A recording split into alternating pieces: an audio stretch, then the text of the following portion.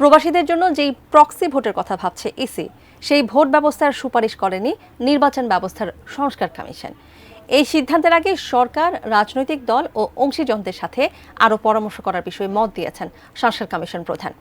আর ভোটের আগে এ ধরনের সিদ্ধান্ত নির্বাচনকে যেন বিলম্বিত না করে সেদিকে খেয়াল রাখার পরামর্শ দিয়েছেন নির্বাচন পর্যবেক্ষক মুনিরা খান। আমিনুল ইসলামের রিপোর্ট।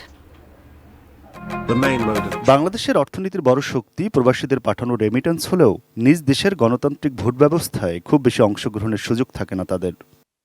আগামী জাতীয় সংসদ নির্বাচনে প্রায় 1 কোটির উপর প্রবাসীকে প্রক্সি ভোটের মাধ্যমে সংযুক্ত করতে চায় নির্বাচন কমিশন। একজন প্রবাসী বাংলাদেশির পক্ষে বাংলাদেশে অবস্থানরত একজন ভোটার তার ভোটার এলাকার তার হয়ে ভোটটা দিয়ে দেওয়া। তবে কমিশনের এই চেষ্টা কতটা সঠিকভাবে প্রয়োগ হবে তা নিয়ে সংশয় আছে সাধারণ মানুষের। আমি বিদেশ থাকবো, আমার পক্ষ থেকে একজনে এখানে প্রক্সি ভোট দিয়ে দেবে, এটার মধ্যে দুর্নীতি হওয়ার আশঙ্কাটা সবচেয়ে বেশি। আমার নিজের সিদ্ধান্ত অন্যজনের হাতে দিয়ে দিলাম, এটার তো কোনো যুক্তিযুক্ত হয় না।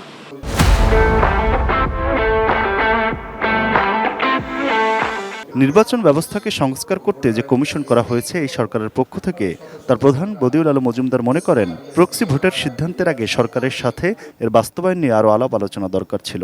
পরে আমরা প্রক্সি ভোটের রেকর্ডের প্রস্তাব করিনি। আমরা দুটোই বিকল্পের কথা বলেছি, যে একটা হলো পোস্টাল ব্যালট আর একটা হলো অনলাইন ভোটিং, এবং আমরা এর সুবিধা অসুবিধা এর চ্যালেঞ্জগুলো আমরা সুস্পষ্টভাবে আমরা উপস্থাপন করেছি, এবং এইসব চিন্তাভাবনা করেই এবং এই সকল চ্যালেঞ্জগুলো কীভাবে দূর করা হবে সেগুলো চিন্তাভাবনা করেই তার ভিত্তিতে কিন্তু সিদ্ধান্ত নেওয়া হচ্ছে। দীর্ঘদিন ধরে নির্বাচন পর্যবেক্ষকের কাজ করা মুনিরা খান মনে করেন প্রবাসীদের প্রক্সি ভোট প্রক্রিয়ায় স্বচ্ছতা যেন থাকে, এই কাজে ভোট আয়োজনে যেন সময়ক্ষেপণ না হয় আর অতিরিক্ত ভোট যুক্ত হতে না পারে সে বিষয়গুলো দেখতে হবে।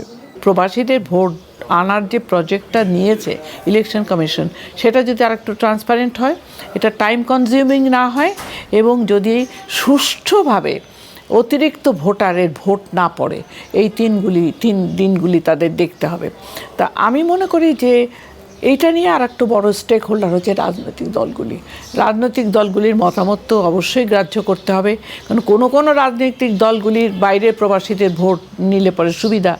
অনেক রাজনৈতিক দল আছে যাদের প্রবাসীদের ভোটের দরকারই নাই, তো সেখানে একটা লেভেল প্লেইং ফিল্ড রাখার একটা প্রচেষ্টা করতে হবে। Aminul Islam, ATN news, Dhaka.